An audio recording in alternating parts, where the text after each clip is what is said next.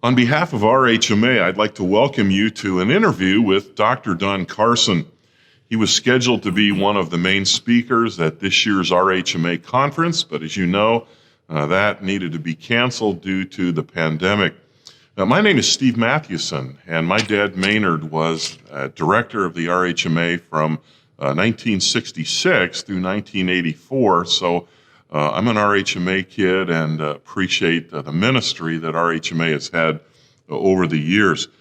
Currently, I serve as senior pastor of Cross Life Evangelical Free Church in Libertyville, Illinois.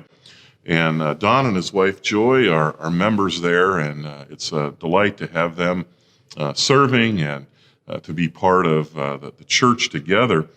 So the RHMA leadership thought that it would be helpful to have a conversation with Don about an extraordinary little book that he wrote titled Memoirs of an Ordinary Pastor, the life and reflections of Tom Carson. And Thomas, is Don's father, and he served in small church ministry in Quebec and French-speaking Canada for many years. Don, thank you for joining us and having a conversation. My privilege. Don, maybe you could tell us, first of all, a little bit about your ministry these days. You've retired from Trinity Evangelical Divinity School, but you certainly haven't retired. So maybe tell us how you're serving the Lord these days. Well, I taught at Trinity for about 40 years. But during the last 10 years or so, I was also working with the Gospel Coalition. And I've moved around a wee bit, but at the moment I'm something strange called a theologian at large. I hope that doesn't mean I'm a large theologian, but it means that I'm teaching, preaching behind the scenes, often overseas when there's no virus to prohibit me from flying, and trying to do a bit of writing and so on. But I have no executive function there. In that sense, I am retired. Okay. You say you're doing a bit of writing. You're probably doing a lot of writing. Any projects you can tell us about? Or I've learned not to talk about projects too far in advance, because then people start sending emails. When's it coming out? When's it coming out? And there are always causes for delay. But I'm not that far off of finishing a book on evangelicalism. Okay. But don't send me an email asking when it's due out. Okay. And I'm probably one of those guilty parties who have, you tell me you're writing a book, and I ask you every few months. So, but we do appreciate your writing ministry. So, Don, tell us a bit about your parents and their long-term commitment to small town or small church ministry. I've sometimes said that the title of the book that you referred to, Memoirs of an Ordinary Pastor, could have been Memoirs of an Ordinary Missionary. Because although they stayed in Canada, which is where their citizenship was, yet they moved from English-speaking Canada to French-speaking Canada, thus had to learn another language, another culture, another history, and so on.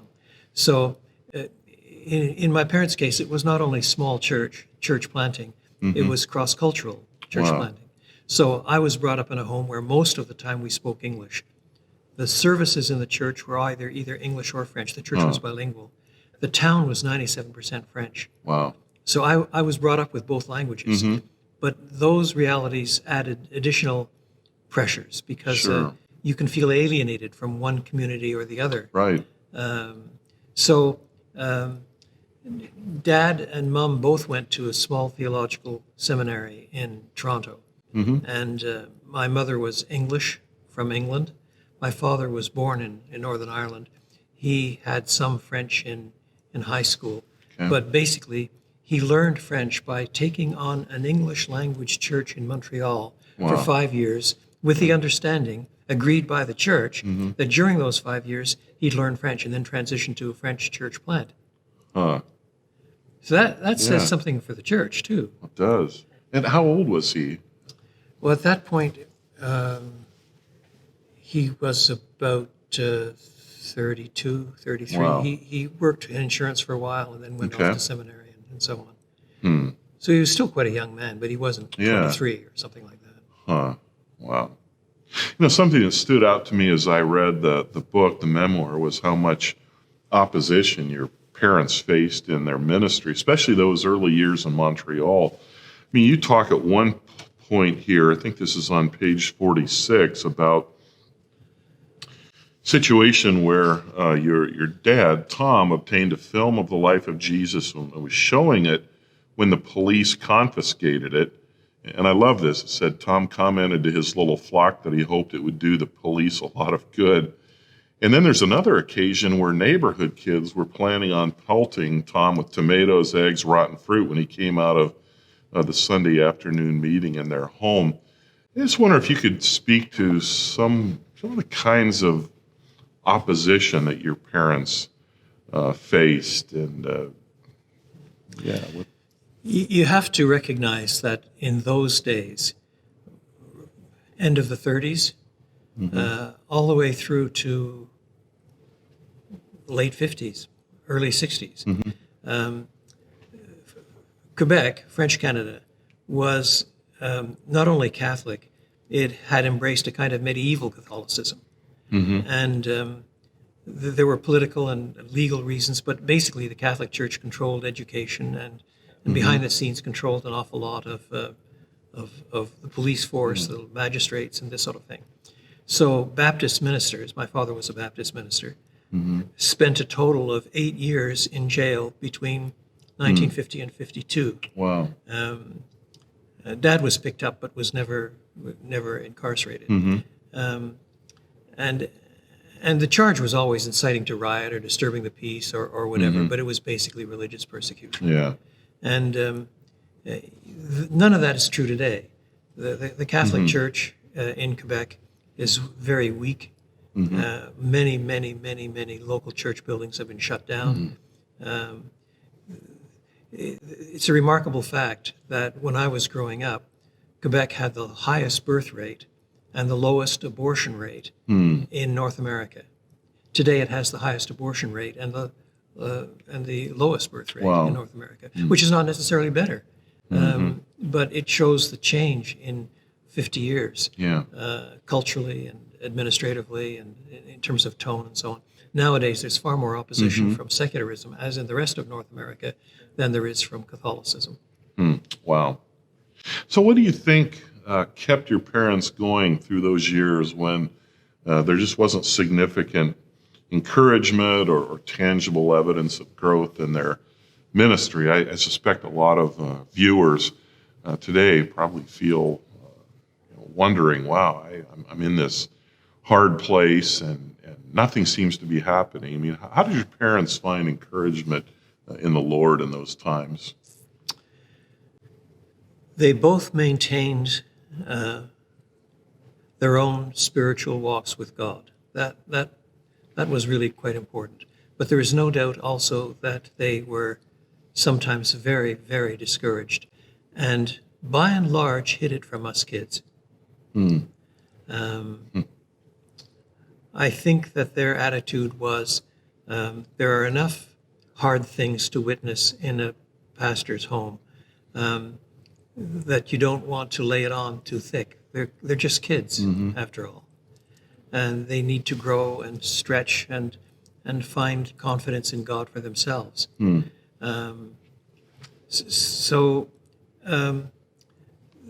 There were some specific theological stances they took. Dad was firm in his doctrine of election. And for him, one of the most encouraging things was the doctrine of election. God will save his people. I remember when I was about 14 or something like this, therefore knew just about everything. This was late 50s. And at the time, there had been a revolution in what came to be the Dominion of Congo. And it had been so bloody that missionaries left by the hundreds, including some American and other missionaries who came home. And it was the end of the Belgian Congo, as it was then, and the beginning of Congo as an independent nation. And some of these missionaries looked around the world to see where they could still use the French language and continue their ministry, even if it wasn't in West Africa. And some of them cast their eye north of the border and fastened on Quebec. And so we had a number come up to Quebec when I was a young teenager. Not one of these couples lasted more than 6 months. Really? Huh. Not one. Wow. And being 14 and knowing everything, I was quite dismissive and asked Dad how come they weren't tough enough to stick it out, and how come they didn't know anything about endurance, and so on, so on, so on. Huh. Dad, who was a mild man, said something like, well, you've got to understand that these people have worked in a part of the world where they've seen a lot of fruit. They just think that good ministry brings good fruit. For them, it's difficult to understand that good ministry may sometimes be well-nigh fruitless. And so they see that nobody gets converted in the first 6 months, and they think, oh, we must have made a mistake. We're not in the center of God's will. And so they go someplace else where they can use the language and see more fruit. So I said, why don't you go somewhere and make more of your life? Only a 14-year-old could say that to his dad. Dad wheeled on me, and he said, I stay because I believe God has many people in this place. Wow. Now that, of course, is with respect to the church in Corinth. Preach on, Paul. Don't be afraid. I have many people in this place. It was the certainty that God had his own people and would call them out in his own way, in his own time, that kept Dad pushing on. Wow. I don't often hear sermons on the doctrine of election functioning as an incentive to evangelism and perseverance, but that's the way it sometimes functions in Paul. That's fascinating. So, as you observed and heard from your parents, what are some of the other things that you learned from them about ministry in general, but especially small town ministry, realizing that those watching this, most of them are involved in small towns, small church ministry. What are some things that you learned from your parents as you reflect? Maybe you didn't learn them at 14, but as you think back, just some lessons that you've learned. Some were practical. At various points in the life of Mom and Dad, their income was very, very small. They didn't know where the next meal was coming from. And so I have in my memory things that I saw myself where we would begin to pray before a meal to have food to eat for that meal, and it would arrive at the door. Wow. So I grew up with much more confidence that God would provide because he did. Yeah. Wow. Observably, more than once. It's a small thing in retrospect, but it was an important thing at the time. Right. And then there was also the commitment to the people that they were called to. Eventually, after 16 years in Drummondville, which is not where I was born, but where I grew up, Mom and Dad made a vow together that if they didn't see more fruit the following year, they would take it as God's sign to move on. Now, whether that was a wise thing or not, I don't know, but that's what they did. Yeah. And that year they saw no conversions, so they resigned. And immediately, Dad was flooded with invitations to preach in much larger churches in English Canada. He was known as an English Canadian ministry to French Canada. He turned them all down, didn't even consider them, because that was sacrificing his call to French Canada. And instead, he took a job as a federal translator. He viewed that as his tent-making period. Okay. And worked with another church that needed some help, couldn't afford a full-time pastor. Yeah. So he took no money from them. He took money from the federal government as a federal translator, and English, French, French, English. And so there I saw a man who was not willing to be bought. Now, I'm not saying that it's always wrong to move from a small church to a large church or anything of that sort. Right. But the principle was, if you make such decisions, it's not because of money. Yeah. And then in a small church, the pastor and his family know everybody.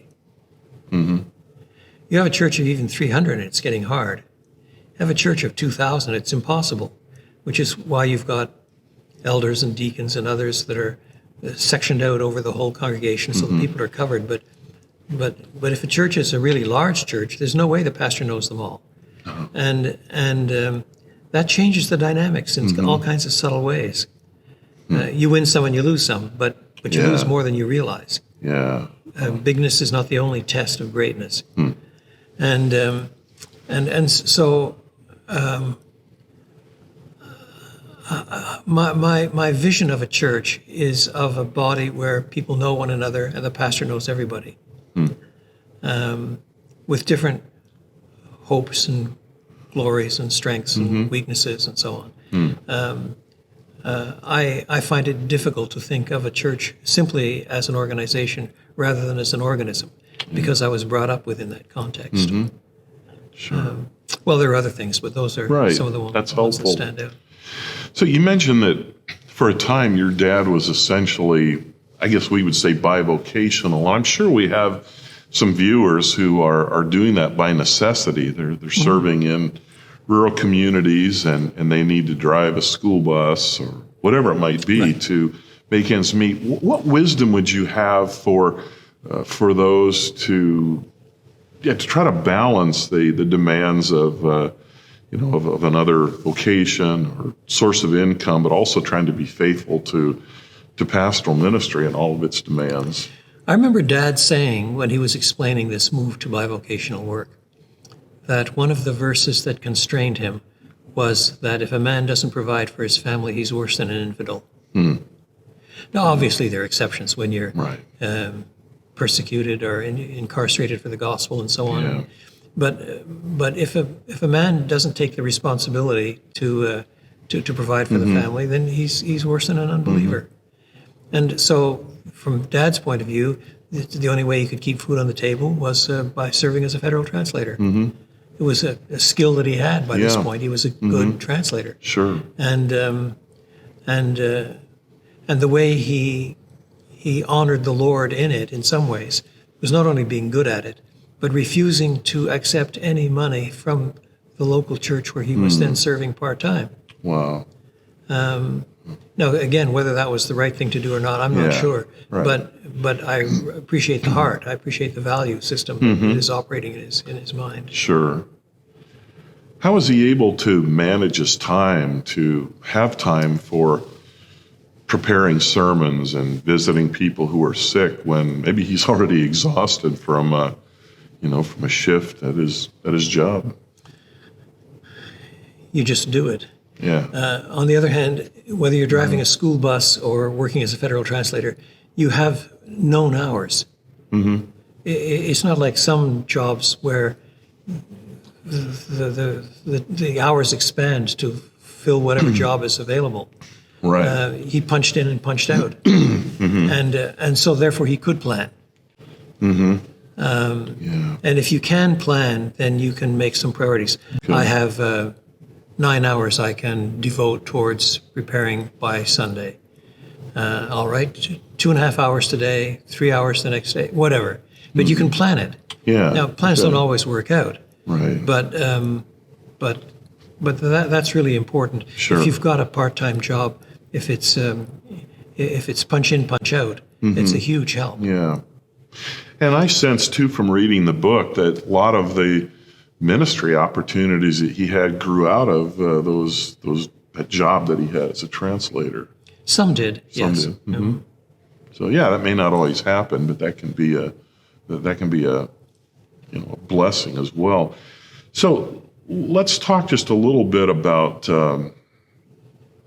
those pastors and wives who are listening to this, who have children in their homes.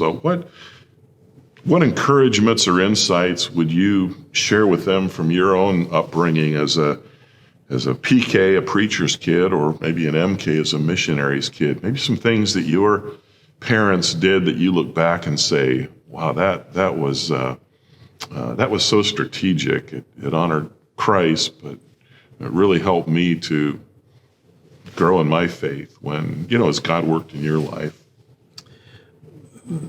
one of them is not connected with small church, it's just connected with Christian good sense. Our parents disciplined us for attitude. That is to say, it's not just what we did that would win their approval or disapproval, but our attitudes. So that whining and complaining was out, and we could get punished for that. Well, that's a pretty big thing. This is a very ungrateful world. In fact, the way you get sympathy and power in today's world is by portraying yourself as a victim, belonging to a big victim group. And Mom and Dad did not consider themselves victims, and they wouldn't allow us to think of ourselves as victims. Dad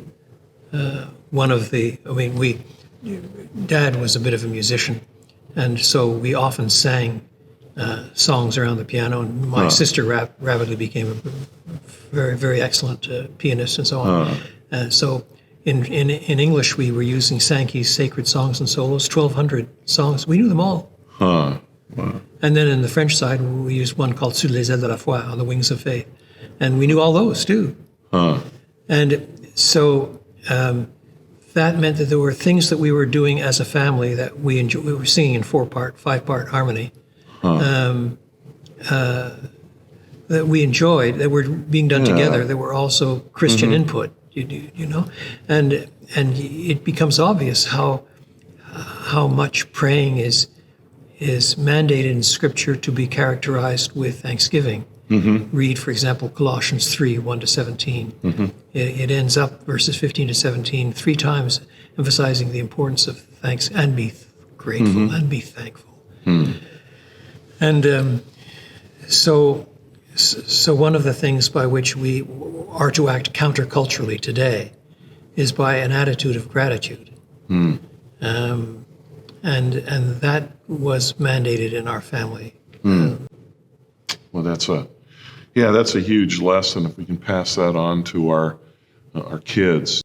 Don, I loved reading some of your father's journal entries, and there are a couple of them that I thought really reflected, a rather robust devotional life. I love this entry. It kind of shows that the balance between providing for family or even doing practical things in ministry, but then taking time to read the Word and study. So this was Wednesday, June 24th, 1964. Bought and paid for and cut up 40 pieces of wood for Marge. Is that how you pronounced your mom's name? My wife was Margaret, and he called her Marge. Okay. Yeah, for Marge, for her DVBS, Daily Vacation Bible School class. But then he has a list of my commitments. Read Greek, do translation, read books, write letters, send check, prepare for boys, send money to Fry. And it just strikes me that within the daily routines, there was that to-do list, which was Greek and translation, books. And then the next journal entry from a few weeks later, he just says, a blessed half hour of prayer. And I wonder if you could talk just a little bit about maybe what you learned from your father and your mother, just about their devotional life, their commitment to the Word and prayer. I know you've already said that's so foundational for our ministry. So what are some things that you learned from them in that regard? Yeah, I'd want to be careful that I don't put them up on pedestals as if they're senior saints. I really meant the title. They were Memoirs of an Ordinary Christian, an ordinary pastor, an ordinary missionary. But Dad was pretty self-disciplined. I can't remember a day, I'm sure there were some, but I can't remember one, where he did not reserve a minimum of 45 minutes to read his Bible and pray in his study. I just can't remember it. And he would pray out loud to keep his mind from wandering. So you went by a store and you could hear the muttering. Not loud enough that we could hear what he was saying, but we knew that was Dad's prayer time and we were to be a little quieter than usual. Mom, for many years, it changed in later years, in more senior years, but our home in Drummondville was quite small, and she would sit in the kitchen on a hard chair with a Bible, big Bible on her knees, and that's where she would have her own quiet time. I'm going to have my quiet time now. Be quiet, kids. And she'd read her Bible and pray. Now, one thing I didn't mention in the book, when they were first married, Mom said that they tried praying together, and of course they always did briefly at prayer time when they went to bed or whatever. But their styles of praying were so very different that they found it easier to pray separately. Yeah. And the fact that they could acknowledge that and get on with life. Dad would pray with long silences and thinking about things and turning them over in his mind before he got out the next clause and so on. Mom was all business. And from her point of view, she was a bit boring. And from his point of view, she wasn't mystical enough. But they're different styles. Sure. And the point is that didn't mean they quit praying. It Right. meant that they conducted some parts of their devotional life on their own. Well, Don, maybe one final question. We've talked about some of the challenges that your parents faced, but what were some of the encouragements that they found in small town, small church ministry? In small church ministry, every hurdle or setback seems mountainous, and every encouragement seems cause for great rejoicing. If you lose a family because of a bad attitude or something, and when you've got a total of about 10 or 15 families, that's a huge hit. It is. If you lose a family or even 3 families, when you've got 200 or 300 families, you roll with it. But likewise, in blessings, if you see somebody genuinely converted, walking from darkness into light with change in behavior and attitude and what they're doing, and coming to Bible study and prayer meeting and learning and growing in the faith and coming around to the house for meals and this sort of thing, it's huge. Yeah. And of course we saw some of that too. And it could be attested years later when I became a minister myself and was going back and forth between English Canada and French Canada. I don't know how many people over the years, more than I could easily put my finger on, would come to me and tell me how they got converted under Dad's ministry a long time ago, decades ago. And so those things strike you more powerfully when, although they're small, as human beings count greatness, Right. yet they're proportionally huge, and you see the power of God. Sure. And it seems like their lives are just kind of a testament to the fact that for some, they served a lot of years and saw very little, if any, fruit. But then, if I remember correctly, towards the end of their ministry, they were part of, they saw revival, experienced revival, did they?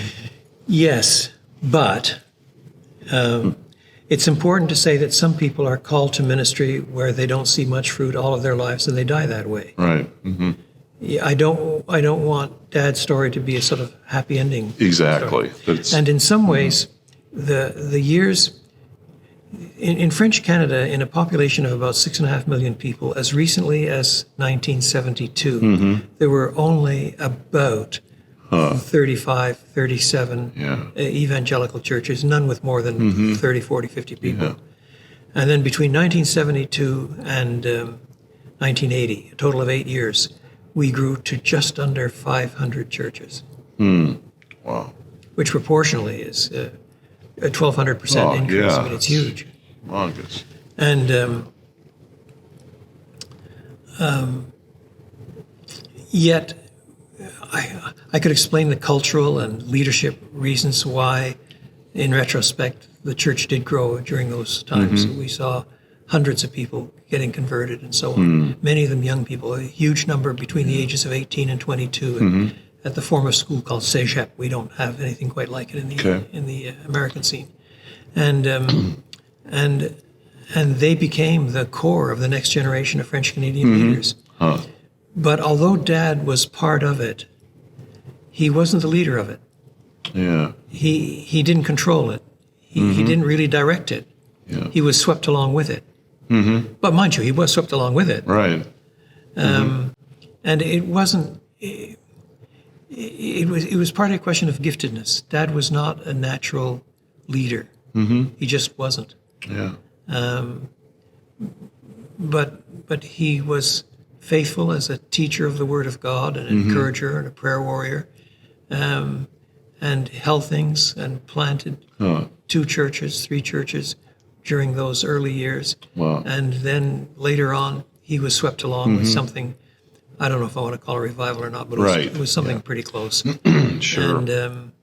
And so he died as one of the grand old men of Quebec. He was, by the end of his time, he was revered.